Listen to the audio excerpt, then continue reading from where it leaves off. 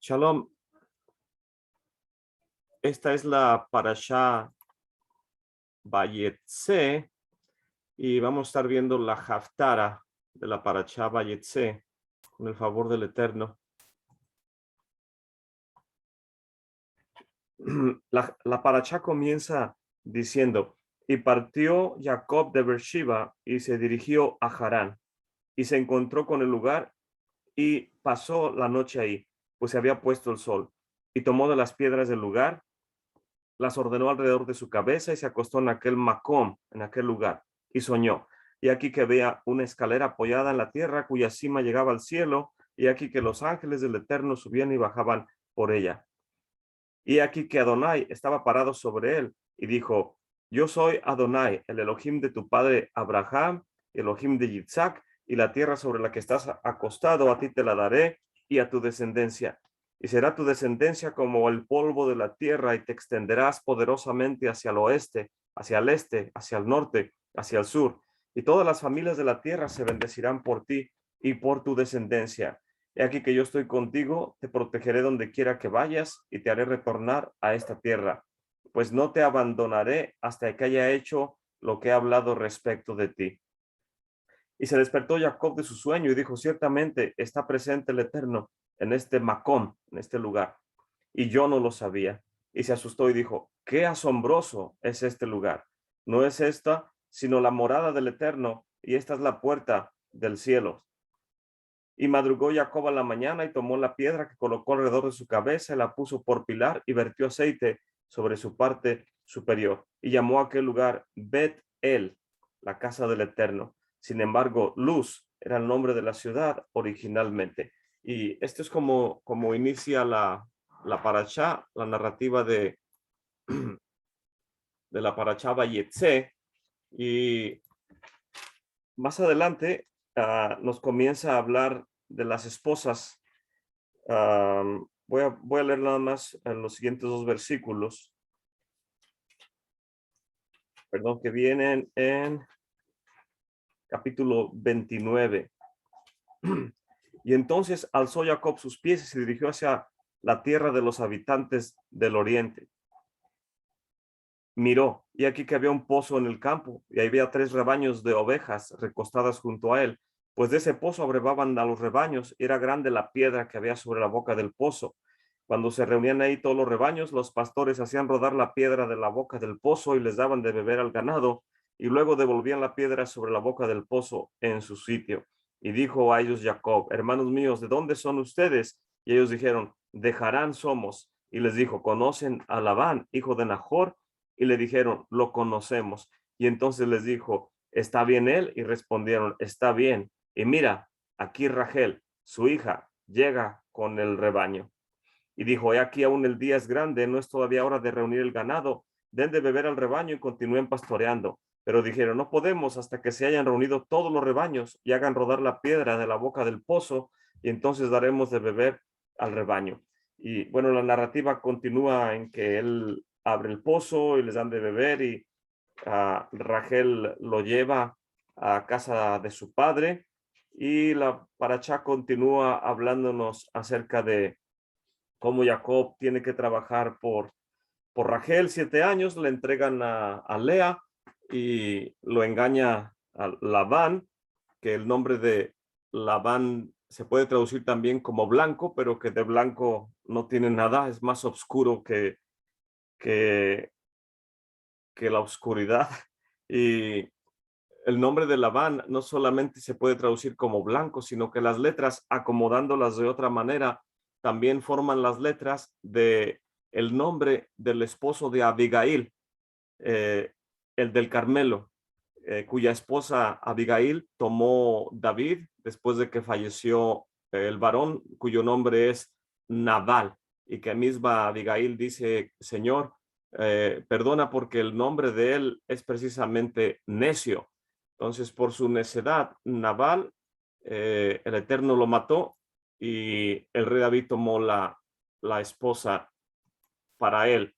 Y entonces, otra de las maneras de escribir el nombre de Labán, de blanco, también es Nabal o necio. Y vemos que Jacob tomó a las dos hijas como esposas por el engaño de este hombre oscuro y necio, y de ahí forma el Eterno la nación de Israel, basado en el nombre de nuestro patriarca, Jacob, que luego fue cambiado cuando pelea con el ángel a príncipe del Eterno, Sar el Israel, y de ahí viene la nación a la cual nosotros hemos sido injertados y cuya nación pertenecemos y es nuestra identidad. Y esta paracha que nos habla acerca de estas dos mujeres, Lea y Rachel, perdón, tengo aquí mis notas. En cuanto a Lea y Rachel, no solamente son dos mujeres, sino que es dos apoyos, en este caso, en los cuales Jacob forma a la nación de Israel. Rachel le dio a Lea los semanim, las señales, y Rachel entendió que Lea también sería parte del pueblo de Israel. Y Rachel tomó responsabilidad, en este caso, de su hermana. Rachel lo que menos quería era avergonzar públicamente a su hermana. Y esa es una de las cualidades del pueblo de Israel, que no debemos transgredir los misbots, la Torah, y parte de los mandamientos es que la santa y bendita Torah nos dice no matarás. Y los sabios de Israel interpretan el misbot, el mandamiento, dicen, ¿qué significa no matar? ¿Acaso es literalmente quitarle la vida a alguien? Y los sabios interpretan no solamente quitarle la vida en cualquiera de las formas que sea, sino asesinar o matar. Se puede también entender como avergonzar a alguien públicamente. Entonces, si hablo de un amigo mío a espaldas de él y cuando él se entera que su mejor amigo habló de él a espaldas de él y al enterarse pierde el color de su rostro de saber que fue traicionado, engañado, etcétera, los sabios interpretan perder el color del rostro es como parecer a alguien como un muerto. Entonces, en ese contexto, también se interpreta quitarle la vida a alguien es avergonzar públicamente a una persona. Y es una de las maneras de interpretar los misbots. Y ser responsable, en este caso Rachel se responsabilizó y no quiso avergonzar a su hermana públicamente. Y de qué manera se responsabilizó, entendiendo que tal vez el Eterno quería que ella fuera parte del pueblo de Israel. Lea, por su parte, fue empujada al área donde ella estaría bien. No tenía otra opción. Algunos sabios comentan que la hermana mayor se casaría con el hermano mayor, que es Esav, cuya características estuvimos viendo ayer en la parashá, que era un varón perverso. La escritura lo refiere como un hombre de campo, un cazador, le gustaba cazar, y los sabios nos dan la interpretación de que era una persona que practicaba inmoralidad en el campo, salía y los midrashes nos hablan que cometía toda suerte de inmoralidad, no le importaba si era con varones o con mujeres, con animales, etcétera, y también le dio muerte a Nimrod para quitarle las vestimentas que el Eterno le había dado o le había forjado a Adán después de de la transgresión que hubo en el huerto del Edén. Entonces, viene Esab y mata a Nimrod y trae las vestimentas que le da a su madre para que las guarde, y cuando está a punto de dar la verajá a Yitzhak, su madre, se le había entregado una profecía de parte de Shem, quien es a su vez Melquisedec. Shem, ella va a inquirir delante del Eterno, en este caso es con el representante del Eterno en su generación. Los sabios dicen, ¿por qué no le preguntó al esposo? Ella fue con Shem al Midrash, a la casa de estudio de Shem, y le preguntó qué es lo que pasaba en su vientre, y él le da la profecía: dos naciones hay en tu vientre, dos reinos, dos hijos, y el mayor servirá al menor.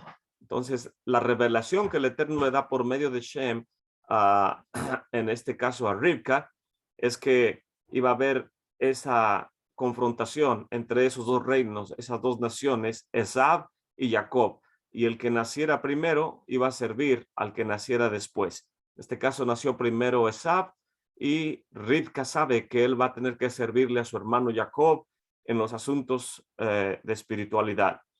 Y vemos que sabiendo ella eso, ella nunca se lo dijo, dicen los sabios de Israel, nunca le dijo a su esposo la profecía que el Eterno le había dado. ¿Por qué? Porque no sería justo que conocieran ellos la característica en el carácter de cada uno de los pequeños en su desarrollo, y que hubieran hecho acepción de personas encaminando más a Jacob por encima de Esaú. Y la escritura nos da el testimonio de que Isaac amó a Esaú y Rivka amaba a Jacob. O sea, los educaron a los dos por igual, y cada quien fue tomando su rumbo después de sus bar mitzvah. Es considerado un adulto. ¿Y qué es lo que decidió Esaú? Hacer perversidades. ¿Qué decidió Jacob? Avinu, nuestro patriarca, él decidió estudiar Torah, estar en las casas de estudio con Shem, con Eber, estudió también con su padre Yitzhak y con Abraham, y todo el peso de la fortaleza espiritual de estos gigantes cayó sobre Jacob Avinu, nuestro patriarca Jacob, quien a su vez se la transmitió a Yosef, el primogénito de Rachel. Y a grandes rasgos, la parashá anterior nos enseña de esto, las características de Esaú y de Jacob, y en esta parashá vemos cómo Jacob toma a estas jóvenes, a sus esposas, a Lea, por engaño del suegro, y a Rachel después por haber trabajado por ella otros 7 años. En total trabajó 14 años por sus dos esposas, y en total dicen los sabios que estuvo en casa de Labán 20 años. ¿Y cómo puede alguien permanecer 20 años en un lugar de obscuridad, de engaño, de mentira, y mantener su integridad? La Torá nos dice que Jacob era un ish tam, un varón recto, un varón perfecto, y es algo asombroso que él haya mantenido su integridad. Cualquiera de nosotros vivir 20 años en un territorio ajeno a nosotros, en medio de obscuridad, seguramente afectaría en que hubiera un cambio en nuestro carácter, o terminara un joven casándose con cualquier jovencita de esa área, o que cambie su conducta, su lenguaje, su manera de ser, de vestir, etcétera. En el caso de Jacob, él se mantuvo firme en lo que le enseñaron estos gigantes, Abraham, Yitzhak, Shem, Eber, etcétera, etcétera. Entonces, aquí vemos cómo se va forjando la nación de Israel. Y voy a continuar nada más con un par de notas respecto a la parashá. Después de iremos a leer de la Haftará. El Eterno les da hijos a Lea, ya que no tuvo opción. Ella sufría porque sabía que si la casaban con Esaú, su vida no iba a ser feliz, pero el padre la dio en casamiento, en este caso con Jacob Avinu. Rachel lo entendió, que había un plan para esto, y el Eterno la recompensa dándole hijos, le da una consolación dándole hijos. Y cuando ella tiene al cuarto hijo, Rubén primero, Shimeón segundo, Leví y tercero, y el cuarto Yehudá, ella dijo: daré gracias al Eterno, Yehudá, dar gracias, porque el Eterno la consuela. Y el Rabbi Hirsch dice que el agradecimiento de Lea para con el Eterno era único, no porque Jacob ya la había aceptado, sino que cuando aún Rachel muere, Jacob no se va a vivir con ella. Su agradecimiento es por tomar parte de la nación de Israel, y ella está agradecida porque de su vientre el Eterno va a traer reyes y Kohanim. De la tribu de Judá viene la dinastía davídica, y de la tribu de Leví, en cuanto a la casa de Aarón, viene la Kejuná. lo que malamente traducimos como sacerdocio, que el sacerdocio es una palabra que se aplica a los líderes religiosos de la antigua Roma, etcétera. Entonces no es correcto aplicarlo a la santa y bendita Torá. Le llamamos el Cohen o el Cohen Gadol, el servidor grande, el Cohen, y la Kejuná es el servicio en este contexto. Y Lea acepta su condición, porque su porción en la nación de Israel es mucho mayor que ella, que su persona. Ella entiende lo que es ser parte, en este caso de Jacob o Israel, y que de ella nazcan Kohanim y Malachim, y los reyes que van a estar liderando al pueblo de Israel.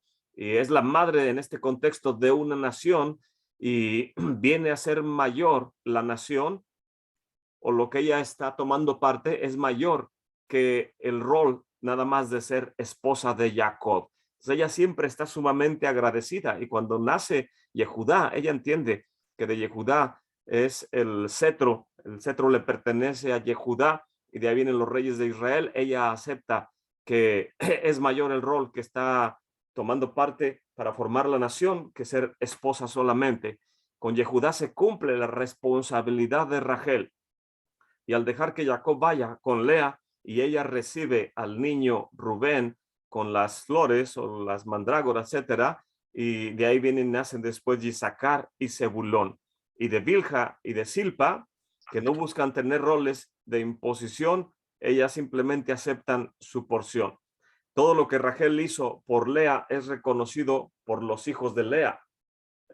Rubén, en este caso Rubén, Shimeón, Leví y Judá, todos ellos entienden que Rachel se quedó callada y no avergonzó públicamente a su madre cuando fue entregada como esposa para con Jacob, y Yehudá entiende eso, y todos están agradecidos con Rachel por lo que ella hizo con Lea. Y aún Yehudá dijo: yo respondo por Benjamín. Y así es como Rachel respondió por Lea. Yehudá hace lo propio, y él siempre cuida de Benjamín. Y podemos ver que aún en la distribución del territorio de las tribus de Israel, Yehudá, la forma del contorno en el norte del territorio de Judá, dicen los sabios de Israel, que forma como un tipo de hombros, y encima de los hombros viene el territorio de Benjamín, que es la cabeza. El cuerpo es Judá, Benjamín es la cabeza, y arriba de Benjamín vienen Efraín y Manashe y forman como una coronita. Y podemos ver ahí aún como el Eterno, cuando Yehoshua echa las suertes para repartir el territorio, el Eterno le entrega su porción a Benjamín, porque Benjamín, dice en el libro de Deuteronomio, en la bendición que Moshe Rabbeinu le da a las tribus de Israel, el Eterno dice de Benjamín que él es su amado. Entonces, él habita porque el templo está construido. El lugar santo y el lugar santísimo está en la porción de Benjamín. La mitad del altar está en la porción de Benjamín, y la otra porción hacia el sur, la otra mitad del altar corresponde a la tribu de Judá. El área de los Sanedrín, el Sanedrín Catán, el Sanedrín Gadol, el mayor, también están en la parte del territorio de Judá. Entonces, Judá y Benjamín siempre los vamos a ver juntos. Aún en el Brit Hadashah vemos que cuando el Mesías le habla a Saulo de Tarso, a Rab Shaol, que él mismo dice que es de la tribu de Benjamín, el Mesías le da una tarea a Benjamín, porque Benjamín, en este caso representado por Saulo, tiene una tarea, y la bendición que nuestro padre Jacob le da a Benjamín dice que es como un lobo, un fiero lobo que no deja presa para en la mañana. En otras palabras, termina la tarea que se le dan. Y el Mesías dice de Benjamín: instrumento me es este para llevar las buenas nuevas, la basorá, las buenas nuevas de salvación a todos los lugares. Entonces, esa es la tarea de la tribu de Benjamín, pero siempre apoyado por Yehudá. Yehudá y Benjamín geográficamente están unidos, espiritualmente están unidos. Rachel y Lea hacen equipo, de ahí viene de Rachel viene Yosef, a quien le pertenece la corona de Nazareato, y también viene Yehudá, de donde viene el Mesías de la casa de David, la dinastía davídica. No sé si alguien tiene un comentario hasta aquí antes de continuar.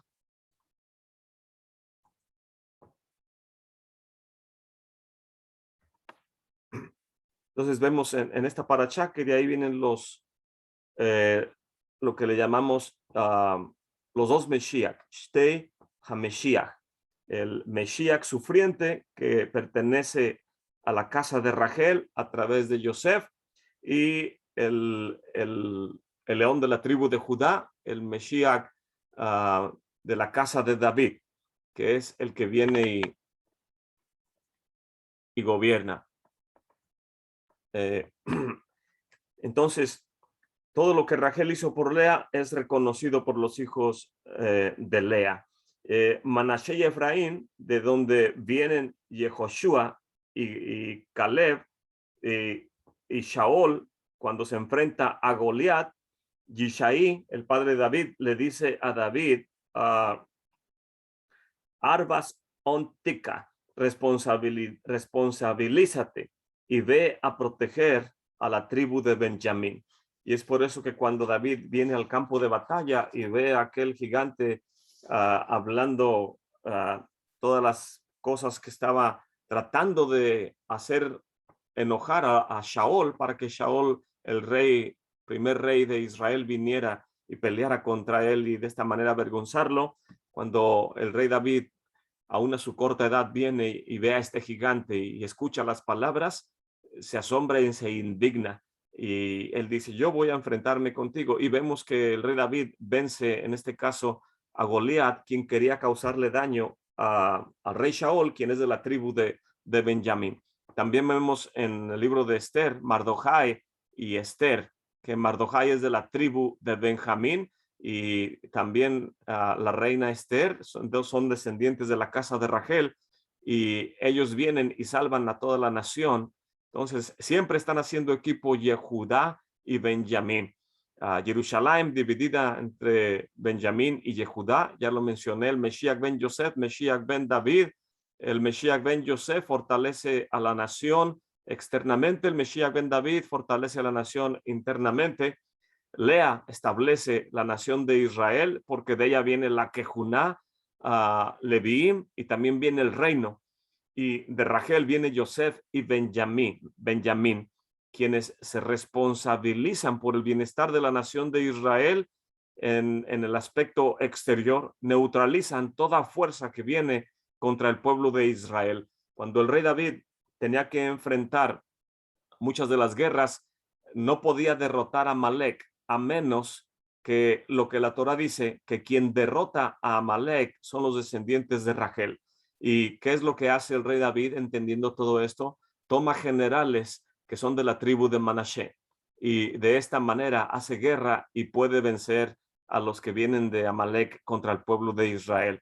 Entonces, el Eterno ha prescrito que de Rachel viene la fuerza para poder darle fin a los enemigos del pueblo de Israel. Y es Rachel precisamente quien muere en el camino y es sepultada. Ella no está en la cueva de Macpela. En la cueva de Macpela están Adán y Java, están Abraham y Sara, Yitzhak y Rivka, Jacob y Lea, pero no está Rachel en la cueva. Ella está sepultada cuando iban en el camino, y ahí dice el profeta Jeremías, ahorita lo vamos a ver, que Rachel llora por sus hijos, por toda la nación de Israel, porque ella quiere asegurarse que todas las tribus regresen. En este contexto, Rachel lo dio todo por su hermana Lea, tomó responsabilidad por su hermana Lea, y esto es algo que nos enseña de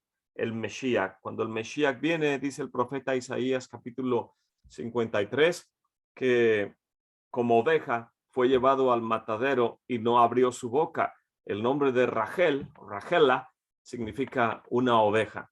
Ella no abrió su boca para no avergonzar a su hermana, y la piedra de la placa pectoral que corresponde a Benjamín es el jaspe. y en hebreo es Yaspe, y también se interpreta como boca cerrada, que Benjamín, los sabios dicen que él sabía de Yosef estando en Egipto, pero no le correspondía a él darle la noticia a su padre. Era algo que el Eterno tenía que revelar a su tiempo. ¿Y qué es lo que hizo Benjamín? Guardó silencio, Yaspe. Y esas son las características de la casa de Rachel. En el caso de Yosef, que representa al siervo sufriente, de ahí viene el Mesías, y también el Mesías Yeshua, como cordero fue al matadero y no abrió su boca, es característica de la casa de Rachel. Pero vendrá nuevamente, y ya no vendrá como un cordero, sino como león de la tribu de Judá, para instituir un reino inconmovible. Entonces esta paracha nos habla de grandes rasgos de la casa de Israel, tanto los descendientes por medio de Lea, como también los descendientes por medio del lado de Rachel. ¿Algún comentario, hermanos? Voy a comenzar a leer de la Haftará. La Haftará que acompaña esta porción se llama Haftará del libro de Josea. Aquí lo tengo en la pantalla. En la parte superior dice Parashá Vayetze, y en la parte inferior las letras grandes dicen Haftará, y enseguida dice Sefer Josea. El libro de Oseas es el que se lee en esta Parashá. Aquí tengo una imagen del tema que corresponde al libro de Oseas, la monarquía dividida, el reino del norte y el reino del sur. El reino del norte, Efraín, representado, en este caso tenía yo aquí a Yosef, que es un toro, y Judá, que es el león, de donde viene el Mesías sufriente de Yosef, su hijo Efraín, Manashe, etcétera, la casa de Yosef, y de la dinastía davídica viene el león de la tribu de Judá. El libro de Oseas enfatiza la división de la monarquía en el reino del norte, el reino del sur, y las consecuencias, no solamente las consecuencias, sino algo muy hermoso, es el consuelo que el Eterno da a toda la nación de Israel, aún a pesar de los errores de Judá y aún de los errores que cometió los descendientes de Yosef a través de Efraín. Y el libro de Oseas comienza diciendo en el capítulo 1, de hecho la Haftará no comienza desde el capítulo 1, perdón, del capítulo 11, verso 1, sino comienza a partir del verso 7. Pero cuando vi el capítulo vi que es un contexto sumamente mesiánico y quise incluirlo desde el verso 1, porque viene en el libro de Mateo esta frase también. Dice, cuando Israel era niño, yo lo amé, y de Egipto llamé a mi hijo. Cuando más los llamaban los Nebaim, los profetas, tanto más se alejaban de ellos. Seguían sacrificando a los Baales y quemando incienso a los ídolos. Sin embargo, yo enseñé a andar a Efraín y lo llevé en mis brazos, pero ellos no comprendieron que yo los sanaba. Con cuerdas humanas los conduje, con lazos de amor, y fui para ellos como quien alza el yugo de sobre sus quijadas. Me incliné y les di de comer. No volverán a tierra de Mizraim, sino que Asiria será su rey. Aquí está hablando proféticamente de la división del reino y cómo a Siria, en este caso Sennacherib, viene y lleva las 10 tribus cautivas, cosa que el reino del sur, Yehudá, Shimeón y Benjamín, también fueron llevados por Babilonia, pero regresaron. Y en cuanto a las 10 tribus, nunca regresaron. Dice, así que Asiria será su rey porque rehusaron volverse a mí. La espada girará contra sus ciudades y destruirá sus cerrojos y los consumirá por causa de sus intrigas. Y en el siguiente recuadro, al lado derecho, viene donde comienza la Haftará. Pues mi pueblo se mantiene infiel contra mí. Aunque ellos lo llaman para que se vuelva al Altísimo, ninguno le exalta. O sea, los profetas hablaban y hablaban y hablaban, y es algo que también el profeta Isaías habla y es mencionado por Rav Shaol. Me viene a la mente que en los últimos capítulos del libro de los Hechos, Rav Shaol, quien es de la tribu de Benjamín, está llevando las buenas nuevas por todo el Asia Menor, a donde el Eterno lo está llevando. Y dicen, de hecho, son los últimos versos del capítulo 28 del libro de los Hechos. Dice, lo voy a leer desde el verso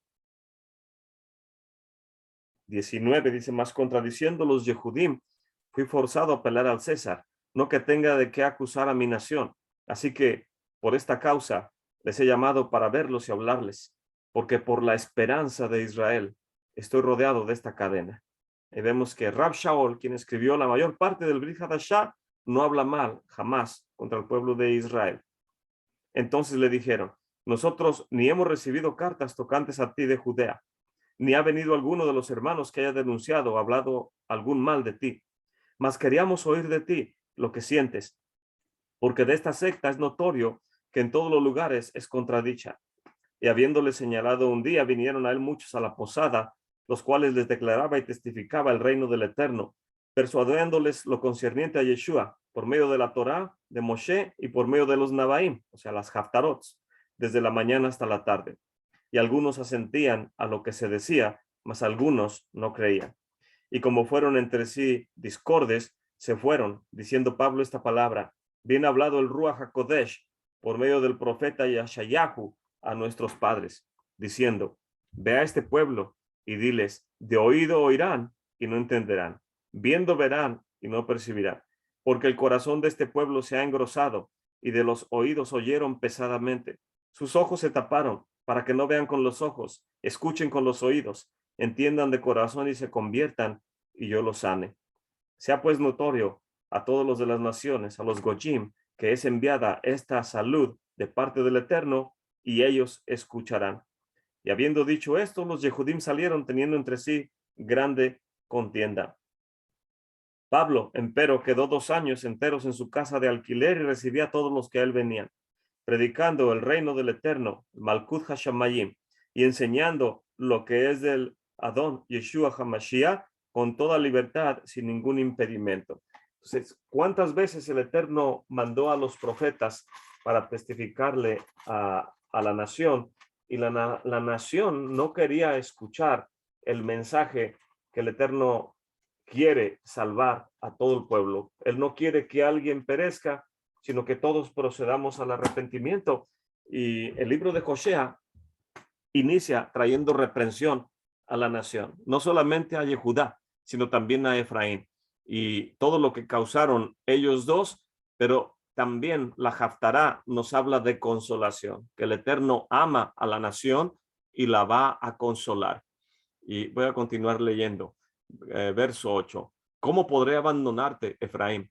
¿Cómo podré entregarte, Israel? ¿Cómo podré yo hacerte como Adma? ¿O cómo podré traerte como a Seboim? Mi corazón se conmueve, dentro de mí se enciende toda mi compasión. No ejecutaré el furor de mi ira y no volveré a destruir a Efraín, porque yo soy el Eterno y no hombre, el Santo en medio de ti, y no vendré con furor. En pos del Eterno caminarán, él rugirá como un león, ciertamente él rugirá, y sus hijos vendrán temblando desde el occidente. De Egipto vendrán temblando como aves y de la tierra de Asiria como palomas. Yo los estableceré en sus casas, declara el Eterno. Efraín me rodea de mentiras y de engaño la casa de Israel. Judá todavía está lejos del Eterno, dice el verso 12. Judá todavía está lejos del Eterno. Todo lo que el Eterno está hablando por medio del profeta a la nación. Ahí está. Y voy a continuar leyendo, dice el capítulo 12. Efraín me ha rodado con falsedad y la casa de Israel con engaño. Mas Yehudá refuerza el señorío del Eterno y es leal al Santo. Efraín pase al viento y persigue la corriente del este. Todo el día acrecienta falsedad y violencia. y sella pactos con Asiria y despacha aceite a Egipto. Adonai tendrá reclamos contra Yehudá. Recordará a Jacob de acuerdo a sus caminos, le retribuirá según sus acciones. En el vientre se tomó de los talones de su hermano, y en la plenitud de sus fuerzas se enseñoreó sobre el ángel. Dominó a un ángel y triunfó, y lloró. El ángel lloró y le rogó: en Betel nos encontrará y ahí hablará con nosotros. Adonai es el Señor de las legiones, Adonai Sebaot. Adonai es el nombre con que se le recordará, y tú hallarás tranquilidad con tu Elohim. Cuida tu benevolencia y la justicia, y coloca siempre tus esperanzas en el Eterno. Eres como comerciante con pesas manipuladas en su mano, amante del fraude. Está hablando de Efraín. Efraín proclamará: ciertamente me he enriquecido, he alzado el éxito debido a mi poder. En todos mis logros no hallará iniquidad, considerada pecaminosa. Pero yo, Adonai, soy tu Elohim desde la tierra de Misraim. Te volveré a hacer habitar en tiendas como los días antiguos. Hablé con los profetas, he multiplicado las visiones a través de los profetas, he dicho metáforas. Si la tribulación cayera sobre Gilad, será porque fueron hipócritas. En Gilgal sacrificaron bueyes. Asimismo, sus altares fueron como montículos de piedra en los surcos de mis campos.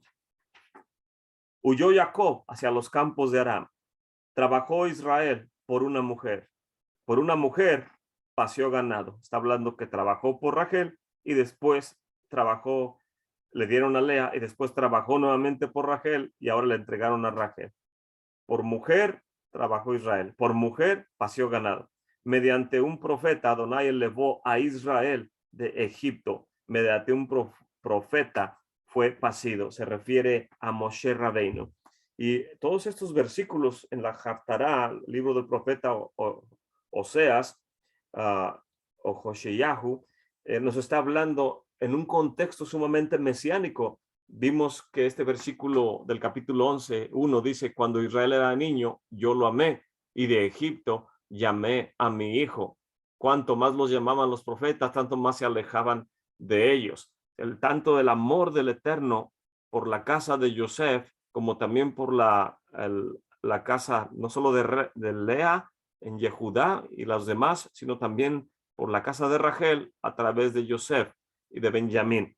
El Eterno enfatiza las características de algunos de los líderes, en este caso el contexto mesiánico de la casa de Rachel y de Lea con Yehudá, y el Eterno está viendo que los más grandes exponentes mesiánicos de toda la casa de Israel han cometido faltas, pero que Él va a tener misericordia y va a traer redención a toda la nación, a pesar de todas las transgresiones y errores que hemos cometido en contra del Eterno, porque hemos pecado desviándonos de los mandamientos, desviándonos de todo lo que Él nos manda que hagamos, y nuestros oídos se endurecieron, nuestra espalda se hizo dura y no sentíamos los azotes y vinieron consecuencias contra nosotros. Continúa diciendo el capítulo 12, verso 13, Efraín provocó el enojo con amargos pecados. Su derramamiento de sangre se derramará sobre él y su Señor traerá su desgracia nuevamente sobre él.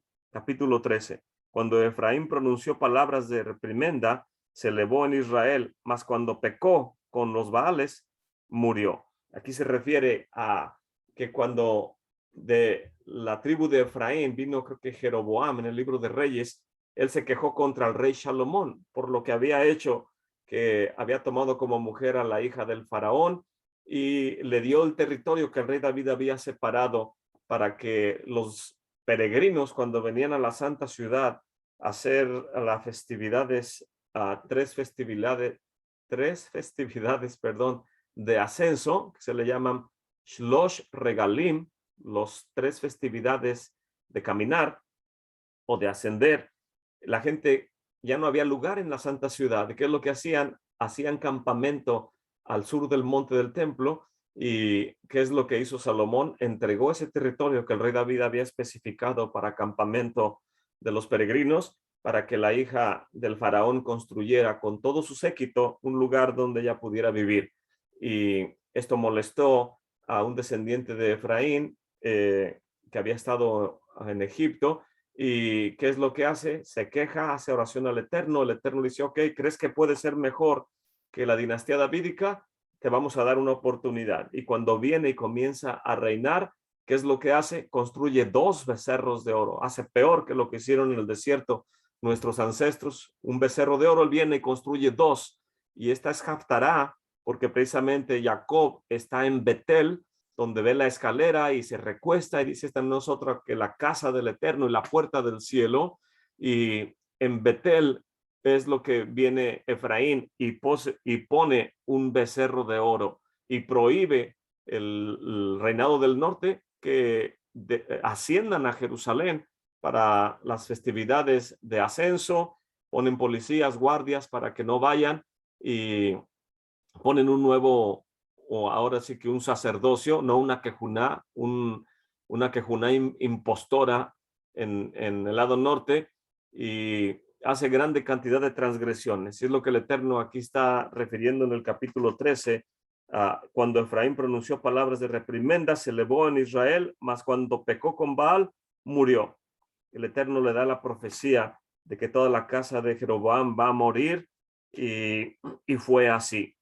Verso 2. Y ahora sigue pecando. Se fabricaron ídolos de fundición a partir de su plata, ídolos con esas imágenes, enteramente obra de artesanos.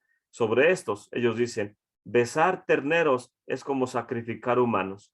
Por eso serán cual bruma matinal y cual rocío temprano que pasa, cual paja que vuela del granero y cual humo de la claraboya. Mas yo soy Adonai tu Elohim, desde la tierra de Egipto, y otro Elohim aparte de mí no has conocido. No existe otro Yeshua, no hay otro Salvador aparte del mío. Yo te conocí en el desierto, en tierra sedienta.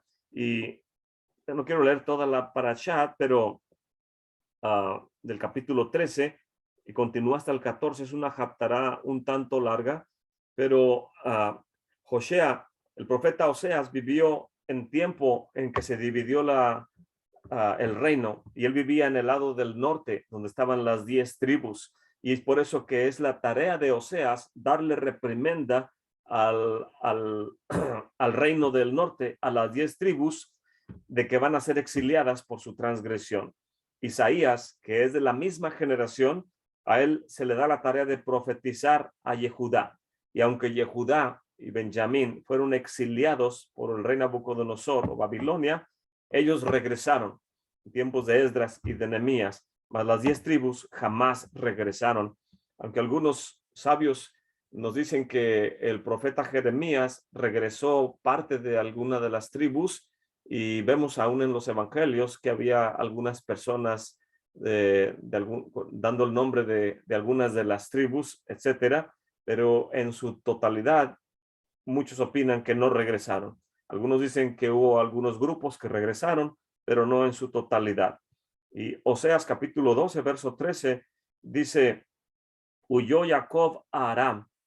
Y estos 2 versículos que ya leí, el verso capítulo 12, verso 13 y 14, mediante un profeta, el Eterno elevó a Israel de Egipto, se refiere a Moshe, pero en un contexto más mesiánico sabemos que se refiere al Mesías. Y estos 2 versículos no tienen mucho que ver con el tema principal, que es idolatría, y Josea lo que enfatiza en esta reprimenda es la infidelidad del pueblo de Israel.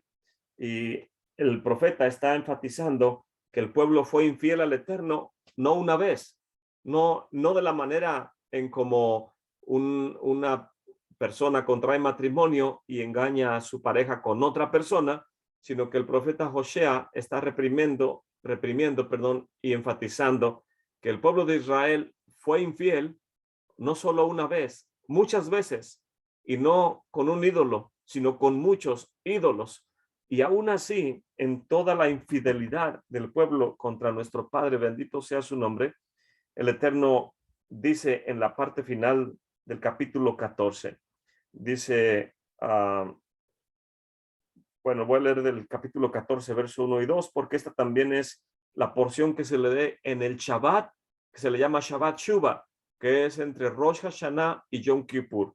justo antes del día del juicio, que es Yom Kippur. Estamos en 40 días, 30 días del mes de Lul y 10 de Tishri, 40 días de arrepentimiento, pero el Shabbat previo a entre Rosh Hashanah y Yom Kippur se le llama Shabbat Shuva y se lee esta porción del capítulo 14. Samaria será desolada, pues se ha rebelado contra su Elohim. Caerán por la espada, sus infantes serán aplastados y sus embarazadas descuartizadas. Retorna, oh Israel, hasta Adonai tu Elohim, pues has tropezado con tus transgresiones, con tus pecados.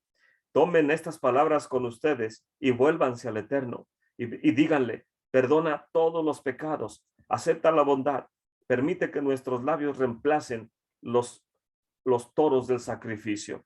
Asiria no puede salvarnos. Sobre corceles no montaremos. Nunca más llamaremos nuestro Elohim a los productos de nuestras manos. Solamente en ti el huérfano encontrará compasión. Aquí es lo que el Eterno pide del pueblo de Israel. Y voy a leer la parte final. Dice, bueno, en el verso 26. El verso 9. Dice, Efraín dirá: ¿qué necesidad tengo de ídolos? Y yo le responderé y lo observaré. Yo soy como un ciprés, siempre lozano, en mí encontrarás tu fruto. Todo aquel que sea sabio entenderá esto. La persona con discernimiento lo sabrá, pues los senderos del Eterno son rectos. Los justos los transitarán, mas los pecadores tropezarán en ellos. Entonces vemos que en la parte inicial del capítulo 14 habla del consuelo que el Eterno quiere que el pueblo de Israel se arrepienta y vuelva al Eterno. Y de hecho, ahí viene el versículo donde dice que nuestros labios reemplacen los sacrificios sobre el altar. Cuando no hay templo, el Eterno dice: no hay templo, pero tienes boca, y con tus labios puedes ofrecer oraciones y comunicarte directamente conmigo. Entonces la misericordia de nuestro Padre, bendito sea su nombre, es infinita, mayor que nuestras transgresiones, y de tal manera que Él mismo viene y nos redime enviando a su Hijo amado. Y vemos en el libro de Matitiyahu que habla precisamente de este versículo que habla el libro de Josea. Dice: después de nacer Yeshua en Belén de Judea, en tiempos del rey Herodes, he aquí que unos sabios de Babilonia llegaron a Jerusalén, diciendo: ¿dónde está el rey de los Yehudim, que ha nacido? Porque vimos su estrella en el oriente y hemos venido a adorarle. Cuando lo oyó el rey Herodes, se turbó y toda Jerusalén con él. Entonces, reuniendo a todos los principales de los Kohanim y a los Soferim del pueblo, indagó de ellos dónde había de nacer el Mesías. Y ellos le dijeron: en Belén de Judea, porque así está escrito por el profeta. Y tú, Belén, tierra de Judá, de ningún modo eres la más pequeña entre los príncipes de Judá, porque de ti saldrá un gobernante que pastoreará a mi pueblo Israel. Y entonces Herodes llamó a los sabios en secreto y se cercioró con ellos del tiempo en que había aparecido la estrella. Y enviándolos a Belén, dijo: vayan y buscan con diligencia a la criatura, y cuando la encuentren, avísenme para que yo también vaya y le adore. Y habiendo oído al rey, se fueron, y aquí que la estrella que habían visto en el oriente iba delante de ellos, hasta que llegó y se detuvo sobre el lugar donde estaba el niño. Cuando vieron la estrella, se regocijaron sobremanera con grande alegría, y entrando en la casa vieron al niño con su madre Miriam. Postrándose le adoraron y abrieron sus tesoros, le presentaron obsequios de oro, incienso y mirra. Y habiendo sido advertidos por el Eterno en sueños que no volvieran a Herodes, partieron para su tierra por otro camino. Y después de haberse marchado ellos, un ángel del Eterno se le apareció a Yosef en sueños, diciendo: levántate, toma al niño y a su madre, huye a Egipto, y quédate ahí hasta que yo te diga, porque Herodes va a buscar al niño para matarle.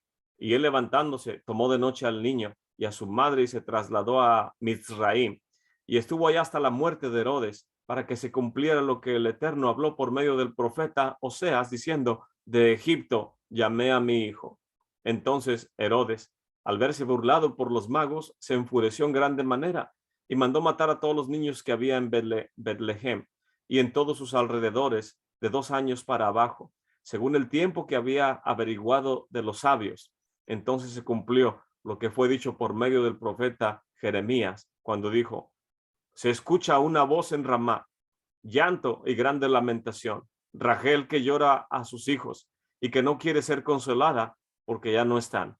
Entonces aquí podemos ver que lo que nos está enseñando la Haftará no solamente son profecías recurrentes.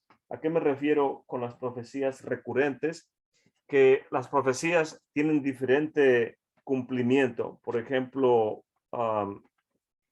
cuando el profeta en su generación está hablando, la profecía tiene cumplimiento en ese tiempo, en esa generación, pero también tiene un cumplimiento mesiánico. Y no solamente mesiánico, sino escatológico, o tiene que ver con las visiones de los últimos días. Aunque aparentemente parece que estoy hablando de lo mismo, pero son significados un tanto diferentes. Por ejemplo, estoy buscando en el libro del profeta Isaías, donde dice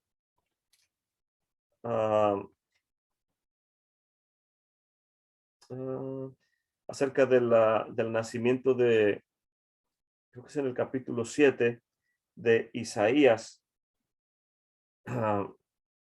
Dice el verso 3, entonces Isaías dijo, escuchen ahora, casa de David, les es poco ser molestos a los hombres, sino que también lo sean a mi Elohim. Por lo tanto, el mismo Señor les dará esa señal. He aquí que la Virgen concebirá y dará a luz un hijo y llamarán su nombre Emmanuel. Comerá manteca y miel para que sepa desechar lo malo y escoger lo bueno. Porque antes de que el niño sepa desechar lo malo y escoger lo bueno, la tierra que tú aborreces será dejada de sus dos reyes. Y el Eterno hará venir sobre ti, sobre tu pueblo y sobre la casa de tu padre días cuales nunca vieron desde el día en que Efraín se apartó de Yehudá, es a saber, al rey de Asiria. Y acontecerá que en aquel día silbará el Eterno, le dirá la mosca que está al fin de los ríos de Egipto y la abeja que está en la tierra de Asiria. Entonces vemos que el capítulo 8 también enfatiza, dice, porque antes de que el niño sepa decir Padre mío y Madre mía, será quitada la fuerza de Damasco y los despojos de Samaria en la presencia del rey de Asiria. Y aunque esta profecía tomó lugar en tiempo del profeta Isaías, también toma lugar en tiempo de Gog y Magog, cuando vienen Amalek y todo Gog y Magog en contra del pueblo de Israel, y el Mesías los vence, pero no solamente tiene cumplimiento en ese tiempo. El capítulo 9 continúa diciendo, porque un niño nos es nacido, un niño nos es dado, y el principado sobre su hombro. Y tenía cumplimiento en tiempo de Isaías, y tiene cumplimiento con la venida del Mesías, y tiene cumplimiento también en el libro del profeta, perdón, en el libro de Apocalipsis, donde se enfatiza lo que habíamos hablado de los sueños de Joseph, del nacimiento de una criatura. Se está refiriendo al Mesías, precisamente en el libro de Apocalipsis, capítulo 12, dice, y una grande señal apareció en el cielo, una mujer vestida del sol, la luna bajo sus pies, y sobre su cabeza una corona de 2 estrellas, la nación de Israel, que Jacob es el sol, su esposa la luna y las 12 tribus de Israel. Y estando preñada, clamaba con dolores de parto y sufría tormento por dar a luz. Y me voy a adelantar, dice, y su cola arrastraba la tercera parte de las estrellas del cielo y las echó en tierra, y el dragón se paró delante de la mujer que devoraba para parir, a fin de devorar a su hijo cuando hubiera dado a luz. Y ella dio a luz a un hijo varón, el cual había de regir todas las naciones con vara de hierro, y su hijo fue arrebatado para con el Eterno y para con su trono. O sea, aquí vemos que este hijo que está haciendo acto de presencia en el libro de Apocalipsis no es otro que el Mesías. Entonces, la venida de Yeshua está profetizada en el libro de Mateo, lo que estamos leyendo aquí. Pero no solamente eso, también el establecimiento del reino mesiánico, lo que habla el libro de Apocalipsis. Pero el pasaje de Isaías involucra todos estos tres aspectos: en el tiempo histórico, en el tiempo de Yeshua y en el tiempo también de escatológico. Y aquí vemos que Rachel es sepultada en el camino porque ella quiere darle la bienvenida cuando las 10 tribus que fueron exiliadas estén regresando. Yehudá y Benjamín y Shimeón, que era parte de Yehudá, regresaron con Esdras y Nehemías después de la cautividad. No todos, solo en parte. El liderazgo, al menos los mayor parte de Kohanim, Leviim, etcétera, pero se volvió a consolidar y a fundamentar en este contexto con Yehudá, que regresaron. Pero de las 10 tribus no hay evidencia que en su plenitud hayamos regresado, cosa que está por tomar lugar en estos tiempos postreros. Y Rachel llora por los hijos y no quiere ser consolada porque ella está en el camino esperando darle la bienvenida a todos los que regresemos del cautiverio justo al inicio de la era mesiánica. Entonces, esta parashá de Hosea habla grandemente, no solamente de reprensión, sino también de consuelo acerca de la restauración final en la cual el Eterno trae un redentor al pueblo de Israel y el redentor vendrá y establecerá el reino mesiánico y habrá un rey en Israel, habrá Shalom. Bendito sea nuestro Padre por todo ello. No sé si alguien tiene algún comentario, hermanos, respecto a esto de la Haftarah. Creo que... No, hermano, muchas gracias. Espero haber podido transmitir el mensaje que quería. Me viene a la mente que el libro de Romanos comienza con algo similar cuando está reprendiendo a Rab Shaol, testificando de la reprensión del Eterno, tanto al pueblo de Israel como a los de las naciones. Y dice el capítulo 2, porque eres inexcusable, hombre, quien quiera que juzgas, porque en lo que juzgas a otro te condenas a ti mismo, porque lo mismo haces tú que juzgas. Y sabemos que el juicio del Eterno es verdad contra los que hacen tales cosas. Y dice, tribulación y angustia sobre toda persona humana que hace lo malo, al Yehudim primeramente y también al Goy o al griego, más honra, gloria, honra y paz a cualquiera que hace el bien, al Yehudim primeramente y también al Goy o al griego, porque no hay acepción de personas para con el Eterno. Todo el capítulo 2 está haciendo esta reprensión de que no hay quien haga el bien, todos transgredimos, a una nos hicimos inútiles, no hay justo ni aún uno, dice el Salmo 14, y luego enfatiza en el capítulo 3, verso 21, mas ahora, aparte de la Torá, la justicia o la salvación del Eterno se ha manifestado, testificada por la misma Torá y por los profetas. La salvación o la justicia del Eterno por la inmuná o la fe en Yeshua HaMashiach para todos los que creen en él, porque no hay diferencia, por cuanto todos pecaron y están destituidos de la gloria del Eterno, siendo justificados gratuitamente por su gracia, por la redención que es en Yeshua HaMashiach. Entonces aquí vemos muy similar que lo que habla Rab Shaol, capítulo 2 y 3 del libro de Romanos, es lo que Oseas está dando reprensión, pero consuelo también de la redención que vendrá en los tiempos finales, cosa que a nosotros nos ha alcanzado y estamos infinitamente agradecidos con nuestro Mesías por esa enorme obra de redención. Nadie podía hacerlas, solamente él, y por eso el Eterno le ha dado a él ese nombre, que es sobre todo nombre, para que en el nombre de Yeshua se doble toda rodilla y toda lengua confiese que no hay otro nombre debajo del cielo. Baruch Hashem.